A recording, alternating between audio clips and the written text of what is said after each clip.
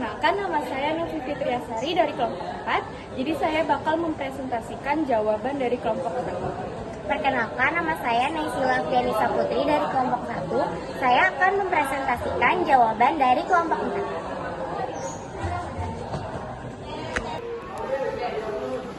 Jadi pertanyaan pertama yaitu isi kandungan dari hadis riwayat Abu Syekh.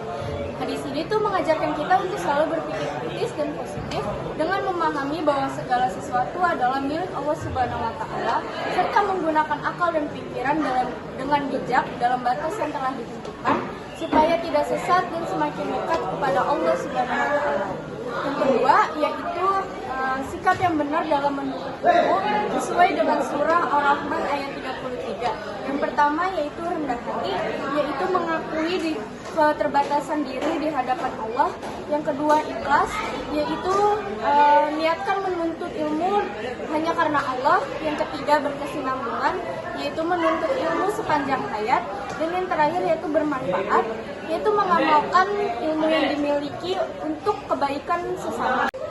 Dan soal yang terakhir yaitu hadis yang membimbing kepada kita untuk selalu berpikir kritis dan positif, yaitu Bismillahirrahmanirrahim. Iyyakum wa zanna fa inna zanna akdzabul hadis.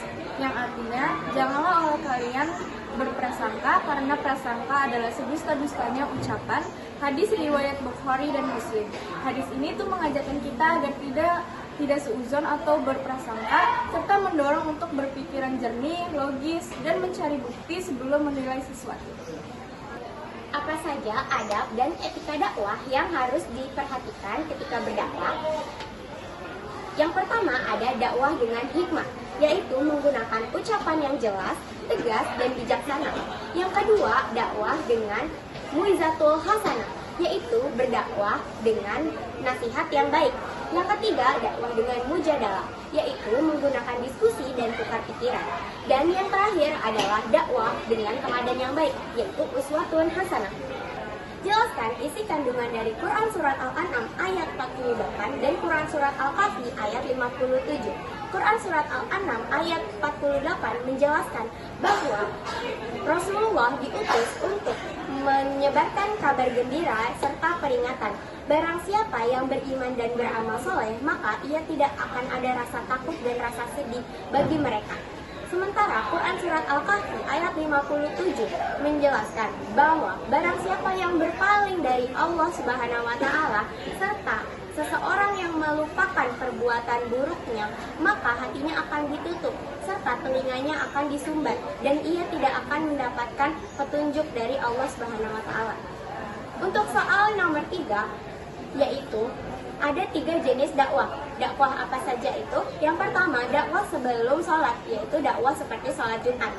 Dan dakwah sesudah sholat, dakwah pada saat Idul Fitri, Idul Adha, dan dakwah saat gerhana bulan ataupun gerhana matahari. Dan yang terakhir, dakwah tanpa ada niatan sholat, yaitu dakwah nikah. Nah, itu dia presentasi dari kita berdua. Semoga dapat dipahami. Kurang lebihnya mohon maaf. Wassalam.